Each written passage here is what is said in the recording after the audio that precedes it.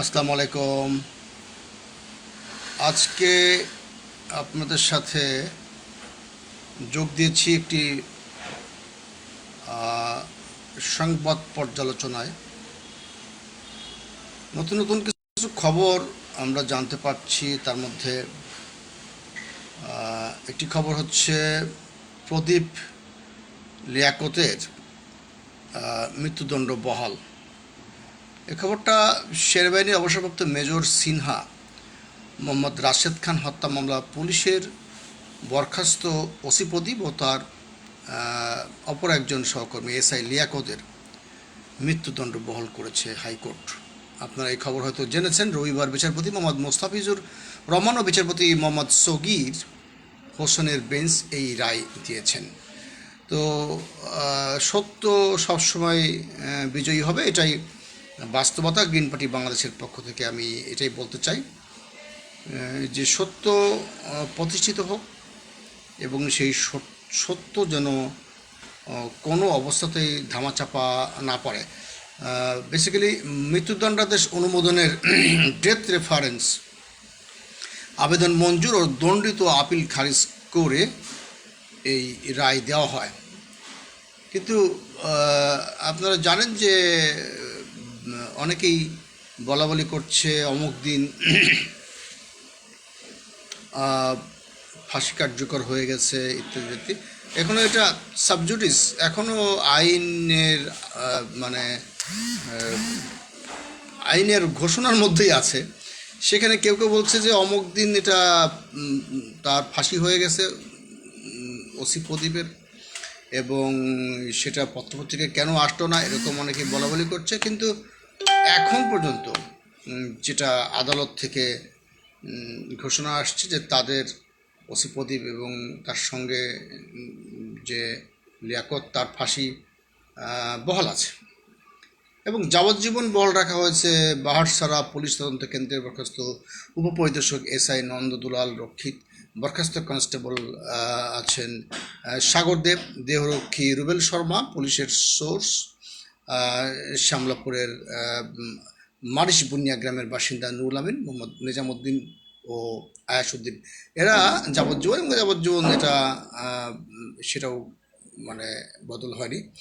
আর রায়ে তো আমি বলতে চাই যে এর সঙ্গে আরও রাজীব, মোহাম্মদ আবদুল্লাহ এরকম আছে। আদালতের শুনানিতে এই রায় মানে অব্যাহত মানে আছে। এটা বাস্তবতা। অতএব কেউ ভুল বুঝবেন না যে ওসি প্রদীপের ফাঁসি হয়ে গেছে বা এরকম এরকম কিছু মানে সোশ্যাল মিডিয়ায় এরকম কিছু গুজব বাজারে প্রচলিত আছে এবং সেই গুজবের বিরুদ্ধে আমাদের সোচ্চার থাকতে হবে এবং আমাদের বিভ্রান্ত যাতে না করতে পারে এই ধরনের সোশ্যাল মিডিয়া খবরগুলো। আমার কাছে শুনছিলেন মোহাম্মদ আব্দুর রহমান। তো সেজন্যই সরকারের তরফ থেকে ব্যবস্থা নেওয়া উচিত। যে সমস্ত পত্রিকা বা এটাই হচ্ছে মধ্যে কথা যে প্রদীপ এবং লিয়াকতের মৃত্যুদণ্ডাদেশ বহাল আছে। হ্যাঁ, সেই রায়টাই হয়েছে এবং যে বিষয় নিয়ে ভুল বোঝাবুঝির সৃষ্টি হয়েছিল যে এই তো গত রাতেই ফাঁসি হয়ে গেছে। তো সবাই ভালো থাকবেন। পরবর্তীতে আরও কোনো নতুন নতুন খবর থাকলে সেই খবরের বিশ্লেষণ নিয়ে হয়তো আমি আসার চেষ্টা করব। একটা জিনিস মনে রাখবেন, আমার যে মূল আইডি, যে আইডিতে আমি সাধারণত মানে বেশি বেশি আমার কন্টেন্ট প্রচার করতাম, সেই আইডিটি 180 দিনের জন্য 180 দিনের জন্য মানে বন্ধ হয়ে গেছে এবং সেটাতে যত কন্টেন্ট ছিল সেইগুলো দেখা যাচ্ছে না। এটা একটা ক্ষতির কারণ। আমি হয়তো বেশি বেশি করে গাজার সপক্ষে কথা বলেছিলাম এবং ইসরায়েলের বিরুদ্ধে, এবং সেই সাথে আরও ইন্টারন্যাশনাল নিউজগুলোতে আমরা সোচ্চার ছিলাম, কাজ করছিলাম। কে বা কারা হয়তো কমপ্লেন করে দিয়েছে, যারা আমাদের আন্তর্জাতিক শত্রু, যে কারণে আমার সেই আইডিটা ইনকাম করবার রাস্তায় ছিল। সে আইডিতে কন্টেন্ট মনিটাইজেশন হয়ে গিয়েছিল এবং সেখানে ইনকাম সেট আপ রেডি ছিল। তো যাই হোক, অনেক বছর পর বছর কষ্ট করে যে আইডিটা আমি দাঁড় করেছি সেই আইডি এখন হুমকির মুখে আছে।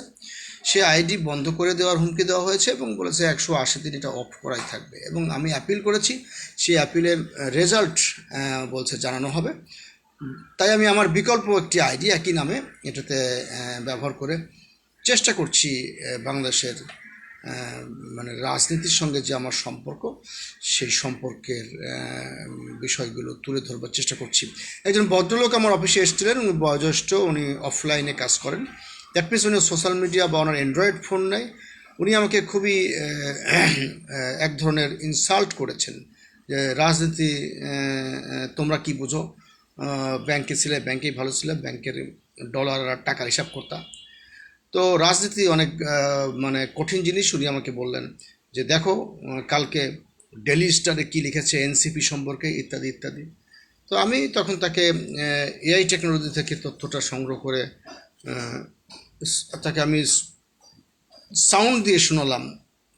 তো উনি বিশ্বাস করেননি, মনে করেছে এটা একটা গুজব বা এটা একটা ফেক কিছু। তো উনি আসলে জানতে পারেননি যে আমরা তথ্য প্রযুক্তিতে কতখানি অ্যাডভান্স হয়েছি। তো খুব একজন মুরব্বী মানুষ, অফলাইনের মুরব্বী, মানে যাকে বলে ওনার কোনো অনলাইন বা ফেসবুক বা ওনার অ্যান্ড্রয়েড ফোনই নাই, কিন্তু উনি এই তথ্য প্রযুক্তিতে যারা আমরা এক্সপার্ট, আমরা যারা অ্যাডভান্স, আমাদের সম্পর্কে ওনার বাজে ধারণা আমাকে খুবই মর্মাহত করেছে। এমনিতেই উনি সবসময় আমাকে ভালোবাসেন, বলেন আমি তোমাকে খুব ভালোবাসি, আমিও তাকে ভালোবাসি, ভালোবাসার প্রমাণও দেই। তো উনি কীভাবে ভালোবাসার প্রমাণ দিলেন, উনি এই কথাটি বলে আমার আমাকে খুবই মানে হার্ট করেছে যে রাজনীতি তোমরা কি বুঝো, হ্যাঁ রাজনীতি আমরা বুঝি আর কি। তো কিন্তু উনি সোশ্যাল মিডিয়া বা তথ্য প্রযুক্তির এই মানে এই অগ্রগতিকে উনি রীতিমতো অস্বীকার করছেন। একটি ডেইলি স্টারে কালকে কী লেখা সেইটা পড়ে উনি আমাকে শুনিয়ে রাজনৈতিক জ্ঞান দিচ্ছেন। আমি সেই জ্ঞান তার থেকে নিয়েছি এবং নিতে চাই, আগামী ভবিষ্যতে নিতে চাই, কিন্তু তথ্য প্রযুক্তিকে উনি অস্বীকার করছেন। আমি বলেছি যে আপনি যেই খবরটা এখন পড়ছেন পত্রিকায়, সেই খবরটা আমরা তথ্য প্রযুক্তির মাধ্যমে গতকালকেই পড়েছি। যদি পড়ে না থাকি, মিসিং হতে পারে। সব খবরই যে আমি পড়বো তা না। আমরা ইন্টারন্যাশনালি নানান রকমের খবরের উপর অ্যানালিসিস করি এবং বিশ্লেষণ করবার চেষ্টা করি। কিন্তু ওই যে একটা কথা, যিনি আমার শ্রদ্ধাস্পদ মুরব্বী, উনি সবসময় নিজেকে মানে সুপিরিয়র ভাবতেই পছন্দ করেন মনে হলো। খুবই মানে খুবই ন্যায়সঙ্গত কারণে আমি তার নাম বলে তাকে ছোট করতে চাই না। তো ভদ্রলোক আমাকে এমনভাবে হার্ট করে কথা বললেন যে রাজনীতি তোমরা কি বোঝো, হ্যাঁ এই যে ডেলি স্টার পড়েছো, কালকে কী লেগেছে এনসিপি মনে হচ্ছে না এনসিপি সম্পর্কে আমি কিছু জানি না, বা এনসিপি আমার আমি বুঝি ওই দল করি, আমাদের তো গ্রিন পার্টি বাংলাদেশ। যাই হোক, এ বিষয়ে বিস্তারিত আমি আর কিছু বলবো না। আমি একটি কথাই বলতে চাই যে আমরা বাংলাদেশের মানুষ, অধিকাংশ মানুষ একটা মিষ্টি খেয়ে ডান খেতে শুয়ে থাকা অভ্যস্ত।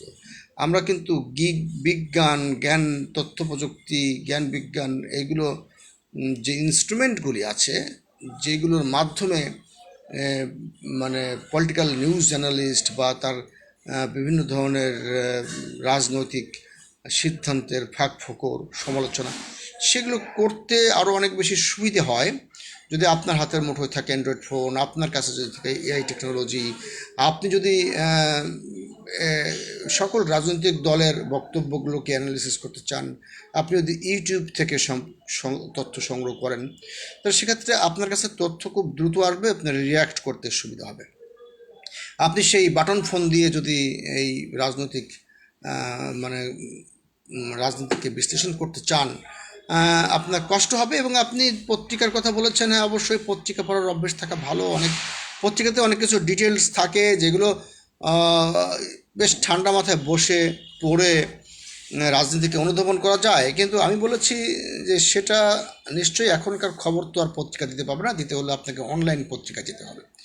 আপনি পাবেন হয়তো একদিন আগের খবর, তাতেও কোনো সমস্যা নাই, সেজন্য অন্যকে খাটো করে দেখবার কোনো সুযোগও নাই। আমি মনে করি যে আমার সেই মুরব্বী রাজনীতিতে আরও ভালো করবেন, এবং ইতিমধ্যে তাদের কাছে পৌঁছাতেও আমাদের যোজন যোজন মাইল আমরা দূরে আছি, সময় লাগবে। তারা অভিজ্ঞতার আহ, মানে ডালা তাদের মাথায়।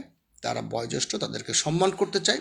কিন্তু বয়োজ্যেষ্ঠদের কাছে আমাদের অনুরোধ থাকবে এটাই যে আপনারা যারা আপনাদের থেকে বয়কনিষ্ঠ বা যারা তরুণ প্রজন্মের, আমার থেকেও আরও অনেক তরুণ আছে, আমি তো মাঝবয়সী হয়ে গেছি, তাদের অ্যানালাইসিস, তাদের চিন্তা চেতনা এবং তাদের টেকনিক্যাল, তাদের টেকনোলজি, তথ্য সামাজিক যোগাযোগ মাধ্যম থেকে বা সোশ্যাল মিডিয়া থেকে বা তাদের যে আইটি সাপোর্ট বা অবারিত তথ্য সেইগুলোকে মূল্যায়ন করবেন।